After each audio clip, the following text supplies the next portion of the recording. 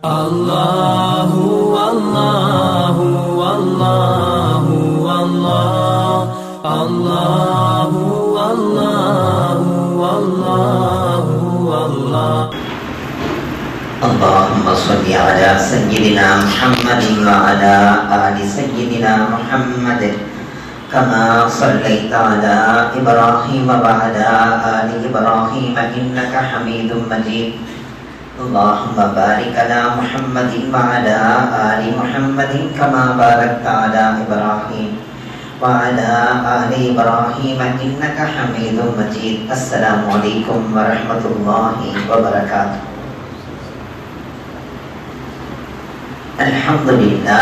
Alhamdulillahi Rabbil Alamin. Wassalatu wassalamu ala rasulihi khatamin nabiyyin wa ala alihi tayyibin wa ashabihi tahirin wal mu'minina wal muslimina kullihim ajma'in, amma ba'd. Faqad qala Allah ta'ala fi kalamihi al-qadim wal furqanil majid. A'udhu billahi minash shaitanir rajim. Bismillahirrahmanirrahim. Inna iddatash shuhuri 'inda Allahi 12 shahran fi kitabillah yawma khalaqas samawati wal arda minha arba'atun hurum.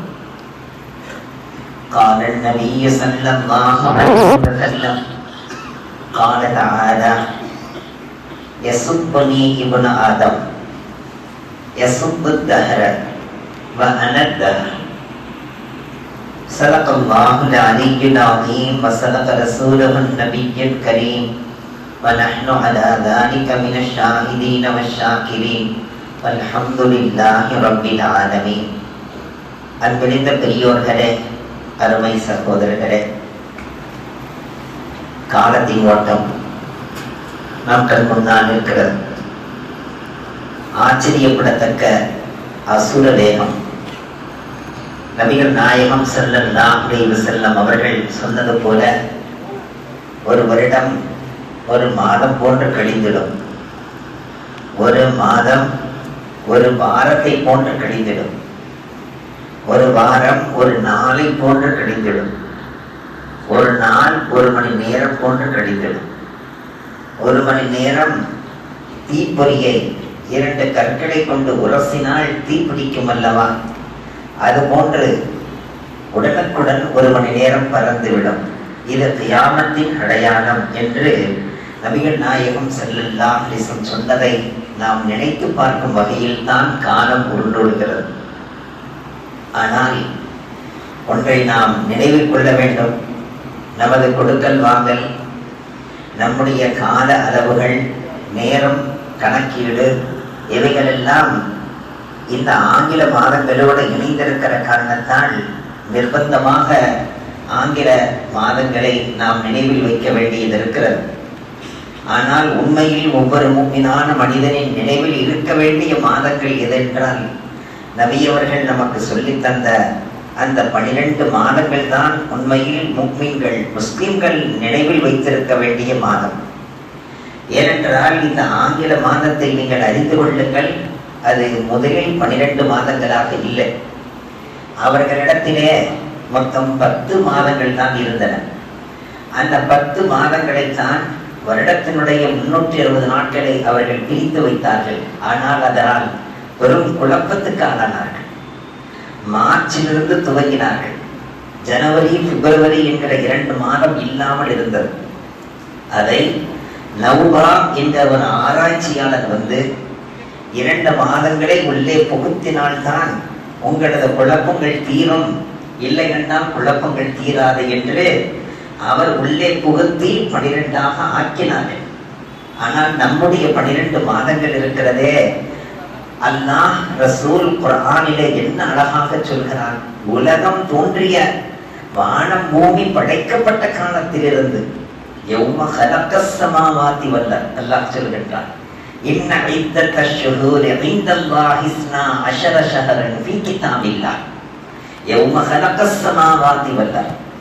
வானங்களும் பூமிகளும் படைக்கப்பட்ட அந்த நேரத்திலேயே வருடத்திற்கு 12 மாதங்கள் என்பதையும் சேர்த்துத்தான் நான் படைத்தேன் என்கிறான் அல்லாஹ். இப்படி ஒரு தெளிவு இஸ்லாத்தை தவிர வேறு எங்கேயும் கிடையாது. இந்த இஸ்லாம் குர்ஆன் சொல்லுகின்ற இந்த உண்மை இருக்கிறதே, இந்த உண்மையை வேறு யாருமே சொல்லவில்லை.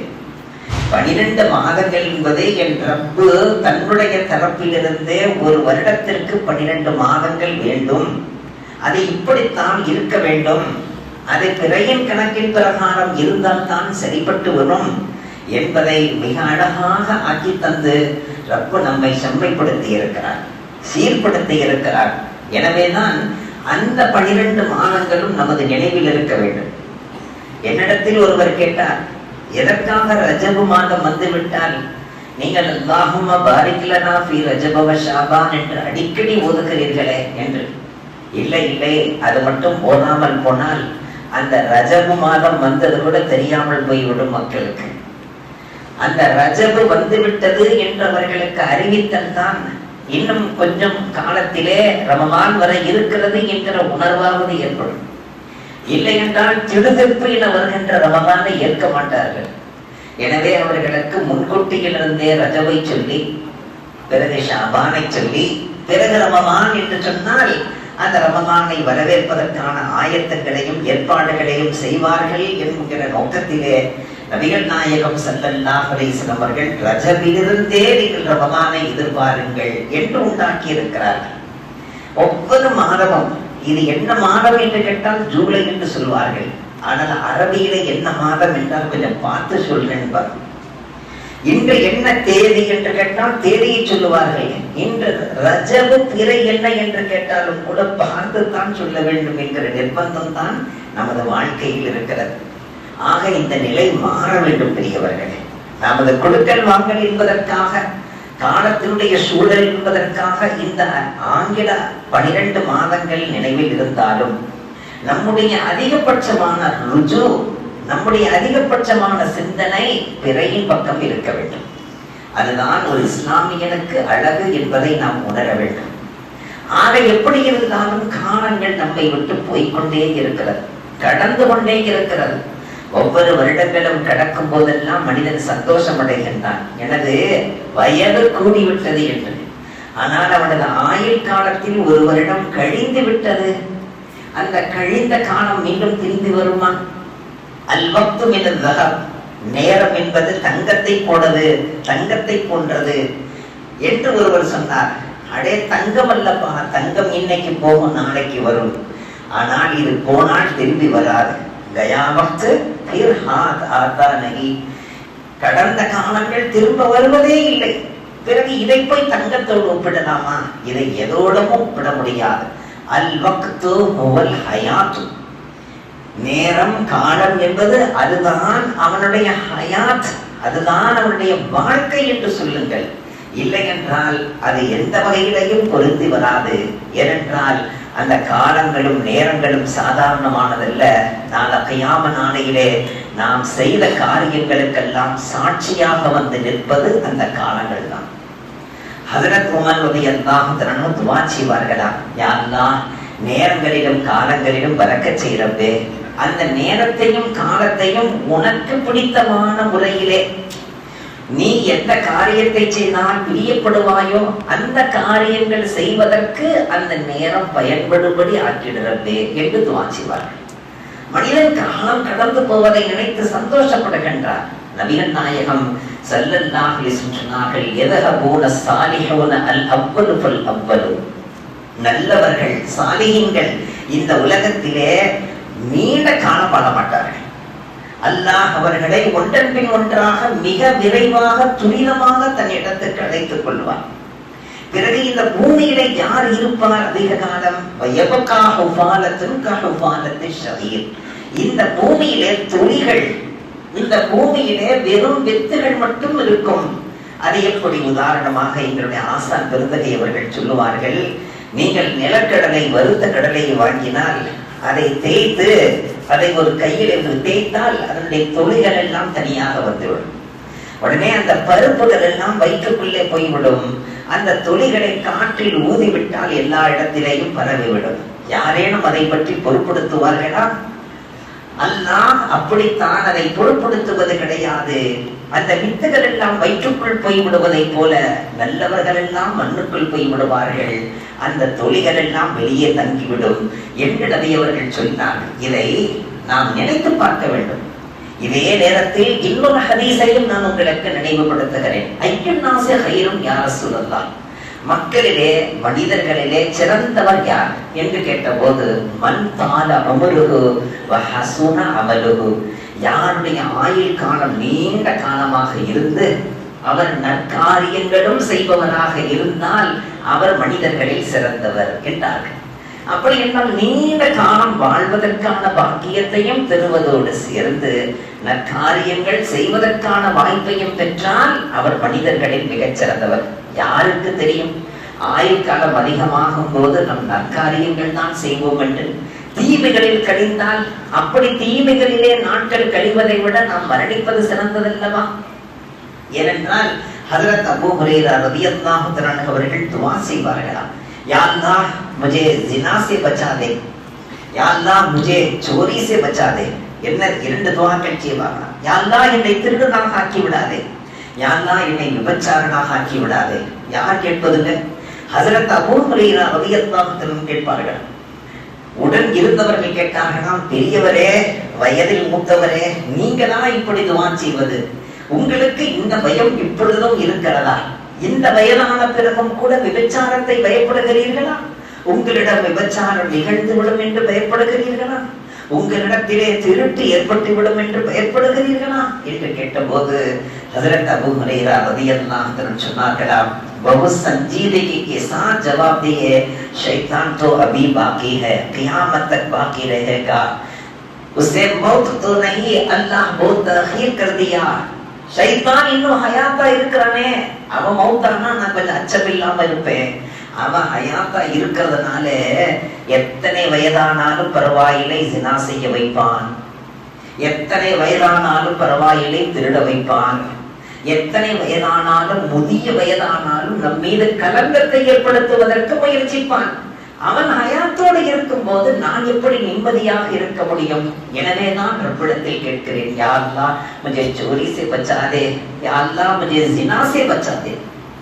இறைவா, என்னை திருட்டு குற்றம் என் மீது பழி சுமத்தப்படுவதிலிருந்து, ஜினாவினுடைய குற்றம் என் மீது சுமத்தப்படுவதிலிருந்து என்னை பாதுகாத்து. சில நேரங்களில் வயோதிகமான பிறகும் கூட ஷைத்தான் நம்மிடத்தில் விளையாண்டு விடுவான், நமது பெயரை கலக்கப்படுத்தி விடுவான். எனவே நாம் துஆ செய்து கொண்டே இருக்க வேண்டும்.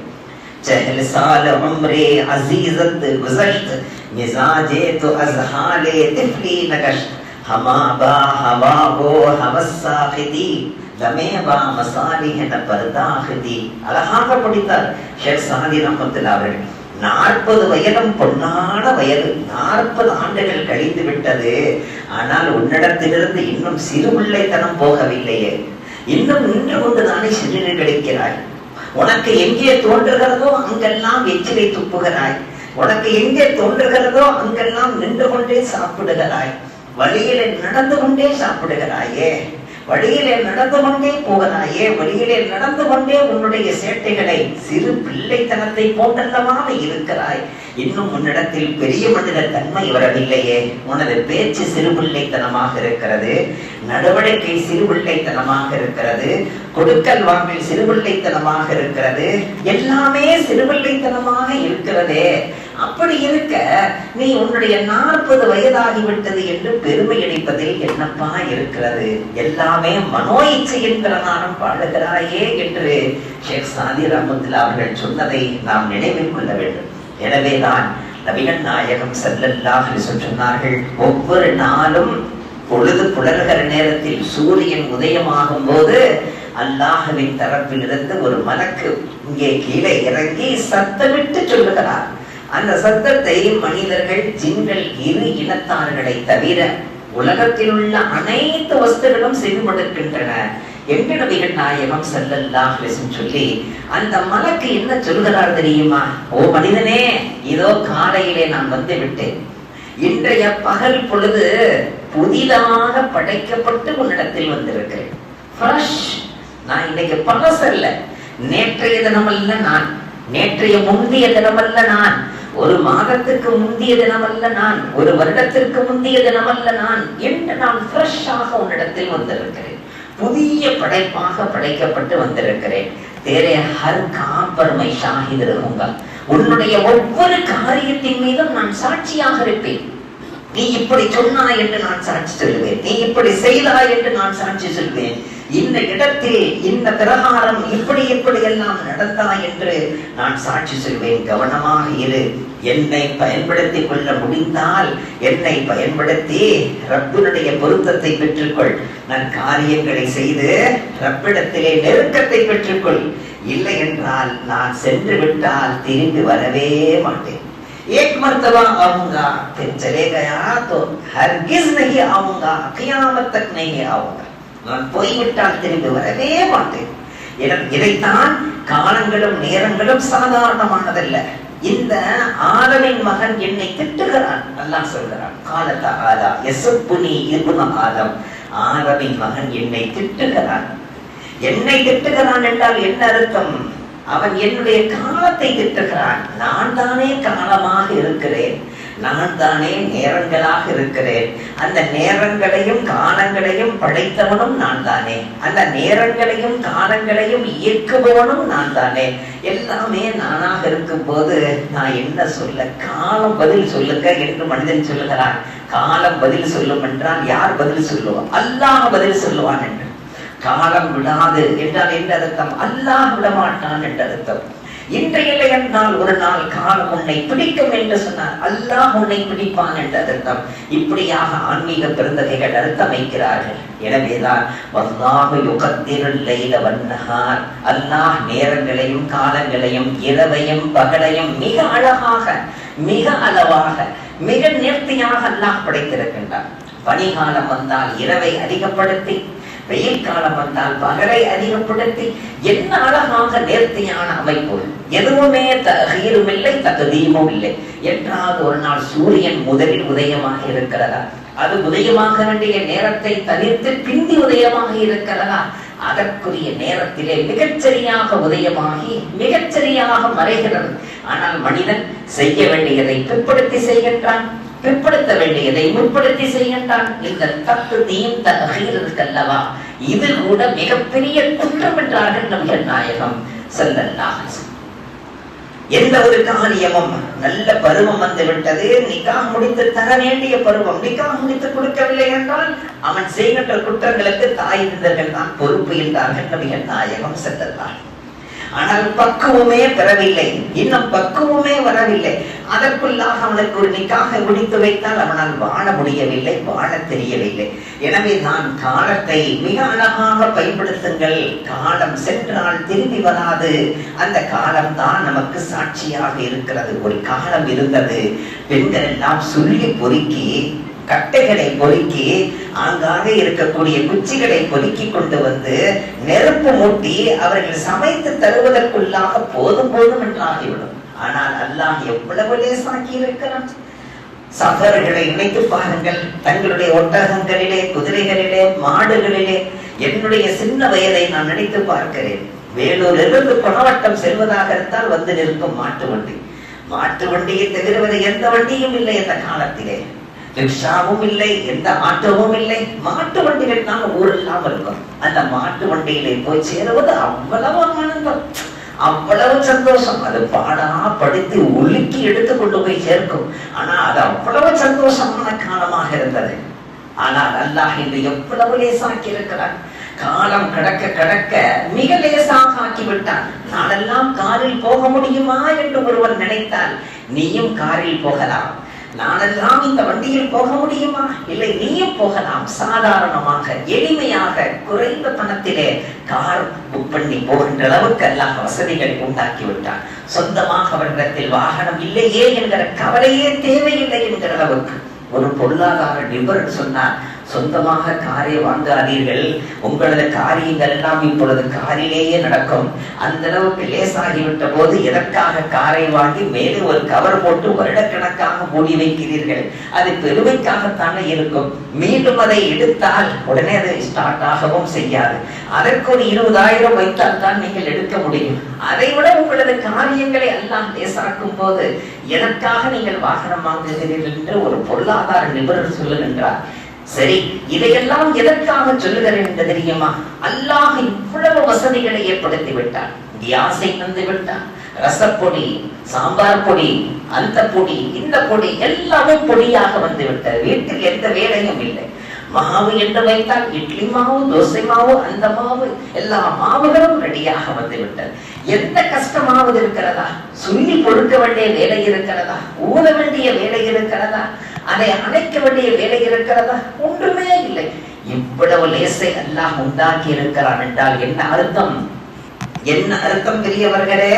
அல்லாஹ் மனித வர்க்கத்தையும் ஜின் வர்க்கத்தையும் என்னை வணங்குவதற்காகத்தான் படைத்தேன் என்கிறார். அல்லாஹ்வை வணங்கிக் கொண்டே இருக்க முடியுமா? இவ்வளவு வேலைகள் இருக்கிறதே என்று சொன்ன காலம் போய் இப்பொழுது எந்த வேலையுமே இல்லையப்பா, நீ அல்லாஹ்வை வணங்கிக் கொண்டே இரு, அல்லாஹ்வை துதிபாடிக் கொண்டே இரு, விக்கிரிலே இருந்து கொண்டே இரு. அவர்கள் சொல்லி பொறுக்கிய நேரத்தை விக்கிரிலே கழித்திடு. அவர்கள் சமைப்பதற்காக உள்ள நேரத்தை நீ விக்கிரிலே பயன்படுத்து. சஃபருக்காக வேண்டி எவ்வளவு நேரத்தை செலவு செய்திருப்பார்கள் நினைத்து பாருங்கள். அந்த சஃபருக்குண்டான நேரத்தை அல்லாஹ் லேசாக ஆக்கிவிட்டார்.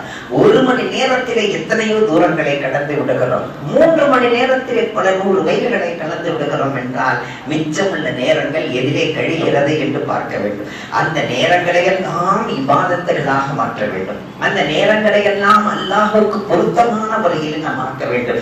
இமாம் ஷாஃபி ரஹ்மத்துல்லாஹி அவர்கள் சொல்கிறார்கள், நான் மக்கமா நகரத்திலிருந்து மதீனமா நகரம் சென்றேன். மதீனமா நகரத்திலே மாலிக் ரஹ்மத்துல்லாஹி அவர்கள் இருக்கிறார்கள் என்று கேள்விப்பட்டு அவர்களை சந்திப்பதற்காக வேண்டி நான் சென்றேன். என்னை மக்கமா நகரத்திலிருந்து ஒருவர் அழைத்து சென்றார். மதீனமா நகரம் சென்றடைகின்ற வரையிலும் 16 நாட்கள் ஆனது. எத்தனை நாட்கள்? 16 நாட்கள். இன்றே மக்கமா நகரத்திலிருந்து மதீனமா நகரத்துக்கு இரவு நேரத்திலே, இஷா நேரத்திலே சொல்லுவார்கள், தயாராகிக் கொள்ளுங்கள், மதீனமா நகரம் போக வேண்டி இருக்கிறது, வெளியிலே பஸ் ரெடியாக இருக்கிறது, தயாரிப்போடு வந்து விடுங்கள். தயாரிப்போடு ஏறினால் ஃபஜ்ரை தொழுவதற்கு அதை விட மிகச் சீக்கிரமாக சென்று அங்கே மதீனமா நகரத்தை எட்டுவதை பார்க்கிறோம். எவ்வளவு லேசாகிவிட்டது! 16 நாட்கள் சஃபர். இங்கே ஒரே இரவிலே, அதுவும் கொஞ்சத்திலே போய் சேருதல் என்பது நினைத்து பார்க்கிறோம். இமாம் ஷாஃபி ரஹ்மத்துல்லாஹி அவர்கள் சொல்கிறார்கள், மக்காவில் தொடங்கினேன் குர்ஆனை ஓதுவதற்கு, மதீனாவை அடைகிற நேரத்தில் 16 குர்ஆன்கள் முடித்தேன். மக்கமா நகரத்திலே குர்ஆனை ஓத தொடங்கினேன். மதீனமா நகரம் போய் சேருகிற போது மொத்தம் எத்தனை குர்ஆன்கள்? 16 குர்ஆன்கள், 16 நாட்கள். அப்படி என்றால் ஒரு வார்த்தை கூட யாரிடத்திலும் பேசவில்லை. எந்த நேரமும் குர்ஆனை ஓதிக்கொண்டே இருந்தேன். இரவும் பகலும் 16 குர்ஆனை முடித்தேன். அந்த குர்ஆன்களை அப்படியே நபியவர்களுக்கு சேர்த்து வைத்தேன். நினைத்து பார்க்கிறோம், நமது நேரங்களும் காலங்களும் எப்படி கழிகின்றன. நினைத்து பாருங்கள். அல்லாஹ் நம்மை பாதுகாக்க வேண்டும். பென்சிலை சீவுகிற நேரத்திலும் கூட வாய் முணுமுணுத்துக் கொண்டிருந்ததாம் அப்துல்லாஹி முபாரக் ரஹ்மத்துல்லாஹி. பென்சில் சீவிக் கொண்டிருக்கிறார்கள் ஹதீஸை எழுதுவதற்காக. இந்த நேரத்திலும் கூட நீங்கள் என்ன சொல்கிறீர்கள்? இல்லை, இந்த பென்சில் சீவுகிற நேரம் வீணாகிவிடக் கூடாது அல்லவா, அதற்காகத்தான் 3ஆம் கலிமாவை சொல்லிக் கொண்டிருக்கிறேன். நீங்கள் என்ன சாப்பிடுகிறீர்கள்? நான் ரொட்டி சமைத்து சாப்பிட்டு பார்த்தேன். அதற்காக வேண்டி மாவெடுத்து அதை தண்ணீரிலே உடப்பி அதை பக்குவப்படுத்தி ரொட்டியாக செதுக்கி அதை வேக வைத்து அதை மென்று இவ்வளவு நேரம் ஆகிறது. அதற்காக நேரத்தை குறைக்க வேண்டும் என்பதற்காக அதை நல்ல முறையில் வறுத்து தண்ணீரிலே கலக்கி அப்படியே கடகடை என்று குடித்து விட்டு என் வேலையை பார்க்கிறேன். எனக்கு நேரம் மிச்சமாகிவிட்டது. அந்த நேரம் எனக்கு வீடுக்கு பயன்படுகிறது என்று சொன்னார். அப்படி என்றால் நேரங்களையும் காலங்களையும் நினைத்து பார்க்க வேண்டும். கடந்த காலங்களிலே மிக உச்சத்தில் உயர்ந்து நின்ற பெருந்தகைகளை பார்க்கிறோம். அவர்களுடைய உயர்வுக்கே காரணம் காலங்களும் நேரங்களும். அதை அவர்கள் கண்ணியப்படுத்தியதுதான் காரணம். அந்த நேரங்களை கண்ணியப்படுத்தியதுதான் காரணம். சும்மாவே இருக்க மாட்டார்கள். தானவி ரஹ்மத்துல்லாஹி அவர்களை நினைத்து பார்க்கலாம். அஷ்ரஃப் அலி தானவி ரஹ்மத்துல்லாஹி அவர்களை, அவர்களது ரௌதாவுக்கு என்னுடைய தந்தை அவர்கள் சென்று விட்டு ஆச்சரியத்திலே பிரமித்து போனார்களாம். அவர்களுடைய தியான அறை என்று ஒன்று இருக்கிறதா, அதற்குள்ளே அவர்கள் மட்டுமே அமர முடியும், இன்னொருவர் வந்து அமர முடியாது. அப்படிப்பட்ட இடத்தில் தான் தியானத்துக்காக தன் இடத்தை தயார் செய்திருக்கிறார்கள். வெளியிலே அப்படி ஒரு அழகான ஒரு ஒரு தகவலை எழுதி இருக்கிறார்களாம். அந்த தகவலை படித்து பார்த்தால் ஆச்சரியமாக இருக்கிறதா. வாழ்நாள் முழுக்க 1800 கிதாபுகளை எழுதியிருக்கிறார்கள். 1800 கிதாபுகள், எந்த பண்ணையும் விட்டு வைக்கவில்லை. அத்தனை பண்ணிலேயும் எழுதியிருக்கிறார்கள். அந்த பண்ணுகளை அப்படி பண்வாரியாக பார்த்தால் பிரியாணி எப்படி செய்வது குறைந்த பணத்திலே அதையும் எழுதியிருக்கிறார். செருப்பை எப்படி தைப்பது அதற்கும் விரிவு இருக்கிறது, அதையும் எழுதியிருக்கிறார். எந்த பண்ணையும் விட்டு வைக்கவில்லை. ஒரு துணியிலே பூ வரைவது எப்படி அதையும் எழுதியிருக்கிறார். எவ்வளவுதான் ஞானம் அல்லாஹ் தந்திருக்க வேண்டும். அவர்கள் வாழ்நாளிலே ஒரு நிமிடத்தை கூட வீணாக கழிக்கவில்லை என்பதற்கு அதுவே சாட்சியாக இருக்கிறதா. எத்தனை கிதாபுகள்? 1800 கிதாபுகள். हजरत அவர்களிடத்தில் கேட்டார்களாம், हजरत ये कैसा मुमकिन हुआ, इतनी किताबें आप कैसे लिखे, இவ்வளவு கிதாபுகளை எப்படி நீங்கள் எழுதினீர்கள்? हजरत அவர்கள் சொன்னார்களாம், நான் ஏதேனும் ஒரு சம்பந்தமாக எழுதி கொண்டிருந்தால் அது சம்பந்தமான ஏதேனும் தகவல் வேண்டும், நூலகத்துக்குள்ளே நுழைவேன். அந்த பண் சம்பந்தமாக எழுதப்பட்டிருக்கிற இடத்திற்கு சென்று பிஸ்மில்லாஹ் என்று நான் எடுத்தால் நான் எதை எடுக்கிறேனோ அதுதான் நான் தேடிய கிதாபாக இருக்கும். பிறகு அந்த கிதாபை பிஸ்மில்லாஹ் என்று விரித்தால் நான் எதை பார்க்க வேண்டுமோ அதுதான் அங்கே இருக்கும். ஒரு நாளும் இதுவல்ல இந்த டென்ஷன் எனக்கு ஏற்பட்டதே இல்லை. பிறகு கிதாபை பிரிக்கிற நேரம் இந்த பக்கம் இல்லை என்று நான் தேடியது இல்லை. मैं जो किताब उठाता वही किताब मेरी मकसूद थी, वहां जो वरखा आती थी वही मेरा मकसूद था. எப்படிப்பட்ட ஒரு ஞானம்! அல்லாஹ் எப்படி உதவி செய்திருக்கிறார். ஜக்கரியா மௌலானா நபருல்லாஹ் மர்கதஹு சொல்லுகிறார்கள், என் தந்தை அவர்கள் சொல்வார்கள், மகனே ஜக்கரியா குர்ஆன் पढ़ लो बा, कुरान खत्म करके नीचे उतरो, नाश्ता कर लेंगे சொல்லுவாங்க. குர்ஆனை முடித்துக் கொண்டு கீழே இறங்கு, நாஸ்தா செய்துக்கலாம்னு சொல்லுவாங்க. ஒவ்வொரு நாளும் ஃபஜ்ர் தொழுகைக்கு பிறகு குர்ஆனை ஓத ஆரம்பித்து மணி 11:30 மணிக்கு குர்ஆனை முடித்துக் கொண்டு கீழே இறங்குவேன். ஃபஜ்ர் தொழுகைக்கு பிறகு குர்ஆனை தொடங்கி நான் கீழே இறங்கும் போது மணி 11:30 இருக்கும், குர்ஆனை முடித்திருப்பேன். என் தந்தையோடு சேர்ந்து நாஷ்டாவை சாப்பிடுவேன். குர்ஆன் எனக்கு எவ்வளவு லேசாகி விட்டதென்றால், மேரே ஹாத் ஹதீஸ்களுக்கு விளக்கம் எழுதி கொண்டிருந்தது, எனது கண்கள் விளக்க நூல்களை பார்த்து கொண்டிருந்தது, எனது நாவு குர்ஆனை ஓதிக் கொண்டிருந்தது. मेरी ज़बान से कुरान की तिलावत जारी थी, मेरे आँखों ने शुरुआत को देखती थी, मेरे हाथों ने उसका शरह लिखती थी. எனது கைகள் எழுதிக் கொண்டிருந்தது, என் கண்கள் பார்த்து கொண்டிருந்தது, எனது நாவு குர்ஆனை ஓதிக் கொண்டிருந்தது. ஒரே நேரத்தில் 3 வேலைகளை செய்வேன். எதற்கும் எதுவும் இடைஞ்சல் இல்லை, எதற்கும் எதுவும் இடையூறாக இல்லை. அவ்வளவு கவனம் என்றால் அந்த நேரமும் காலமும் அவர்களுக்கு எவ்வளவு பிரயோஜனப்பட்டிருக்கிறது பெரியவர்களே. அல்லாஹ் நமக்கும் அந்த நேரங்களிலும் காலங்களிலும் பறக்கச் செய்வானாக. நமக்கும் அதே காலம்தான், அதே நேரம்தான், அதே 24 மணி நேரம் தான், அதே இரவு தான், அதே பகல் தான். ஆனால் அது எதிரே கழிகிறது என்பதில் தான் வித்தியாசம் பெரியவர்களே. வாலிபமாக இருக்கிற நேரத்தில் அவர்கள் பயன்படுத்திக் கொள்ளாமல் போனால், வாலிபத்திலே சம்பாதிக்காமல் போனால், வாலிபத்திலே இபாதத் செய்யாமல் போனால் அவர்கள் வயோதிகத்தில் வைத்து கஷ்டப்பட வேண்டியிருக்கும், வயோதிகத்திலே உழைக்க வேண்டியிருக்கும், வயோதிகத்திலே மெனக்கெட வேண்டியிருக்கும். வாலிபத்தை ஒழுங்காக பயன்படுத்தாதவர்கள் தான் வயோதிகத்திலே கஷ்டப்படுவார்கள். வாலிபத்தை மிக அழகாக ஆக்கிக் கொண்டால் வயோதிகத்தை அல்லாஹ் செம்மைப்படுத்துவார். நீ வாலிபத்தை நீ கவனித்துக் கொள், வயோதிகத்தை நான் கவனித்துக் கொள்கிறேன் அல்லாஹ் சொல்கிறார். நீ நிக்காஹுடைய அந்த காலத்துக்கு முன்பாக நீ ஒழுங்காக இருந்து கொள், நிக்காஹுக்கு பிறகு நான் பார்த்துக் கொள்கிறேன் என்கிறார். எவ்வளவு அழகாக! உனக்கு செல்வ நிலையை தருவேன், அந்த செல்வ நிலையை மிக அழகாக வைத்துக் கொள். உனக்கு வறுமை என்று வருகிற போது நான் பார்த்துக் கொள்வேன். உனக்கு நான் சந்தோஷங்களை தருவேன், அந்த சந்தோஷங்களிலே மிக நல்ல முறையில் நடந்து கொள், என்னை கோபப்படுத்தி விடாதே. உனக்கு துக்கங்கள் என்று வருகிற போது நான் பார்த்துக் கொள்கிறேன். எவ்வளவு அழகான செய்திகள்! வல்ல ரஹ்மான் இவைகளை எல்லாம் உள்வாங்கி மனதிலே வைத்து வாழும் பாக்கியத்தை அல்லாஹ் நம் அனைவருக்கும் தந்தருள்வானாக. அன்பிருந்த பெரியோர்களே, சென்னை மணலியிலே மிகவும் வறிய முஸ்லிம்கள் இருக்கிற இடத்திலே எந்த வகையான இஸ்லாமிய சூழல் இல்லாத ஒரு இடத்தை தேர்ந்தெடுத்து சென்னையில் உள்ள ஒரு 7 ஆலிம்கள் ஒன்று கூடி அங்கே ஒரு மதரசாவை உருவாக்கி, அங்கே மக்தப மதரசாவை உருவாக்கி, நிஸ்வான் மதரசாவை உருவாக்கி, ஒரு பள்ளியை உருவாக்கி, அங்குள்ளவர்களுக்கு தீனுடைய ஞானம் போய் சேர வேண்டும் என்பதற்காக வேண்டி கடுமையாக உழைத்தார்கள். அவர்களது உழைப்பினுடைய மிகப்பெரியதொரு பிரதிபலிப்பாக அங்கே ஒரு பள்ளி உருவானது, அங்கே ஒரு மதரசா உருவானது, அங்கே ஒரு நிஸ்வான் உருவானது என்று அங்க சென்றால் பார்க்கின்ற இடமெல்லாம் இஸ்லாமிய சின்ன சின்ன பிள்ளைகள் அழகான புர்கா போட்டு முக்காடு போட்டு இஸ்லாமிய சூழலை பார்க்கிறோம். இந்த சூழலை உருவாக்குவதற்காகவே அல்லாஹ் அந்த 7 ஆளுங்களை தேர்ந்தெடுத்தான் என்று தெரிகிறது. அப்படி அவர்கள் உருவாக்கிய பள்ளியிலே மிக சொற்பமாக வந்து கொண்டிருந்தவர்கள் பள்ளி நிரம்பி வழிந்து தொழுவதற்கு இடமில்லாத அளவுக்கு என்ன செய்யலாம் என்ற கவலையோடு இருக்கும் போது பக்கத்தில் உள்ளவர் அவர் ஒரு மாற்ற அவரை தந்து விட்டார். நான் இதை பள்ளிக்காக தருகிறேன், நீங்கள் எடுத்துக் கொள்ளுங்கள் என்று மிகவும் இரக்கத்தோடு நடந்து கொண்டார். அந்த இடத்தையும் பள்ளியோடு சேர்க்கலாம் என்று நினைக்கிறார்கள். அப்படி சேர்த்தால் அதற்கு உள்ளவர்களுக்கு இன்னும் வசதியாக இருக்குமே என்று அதற்காக வேண்டி நமது பள்ளியை நோக்கி நிதி தேடி வந்திருக்கிறார்கள். அதிலே நாம் பங்கெடுத்துக் கொள்வோம். அல்லாஹ் அதை ஈமானுக்கு சாட்சியாக ஆக்கியிருப்பானாக. அல்ஹம்துலில்லாஹி ரப்பில் ஆலமீன். அஸ்ஸலாமு அலைக்கும் வரஹ்மத்துல்லாஹி வபரகாத்துஹு.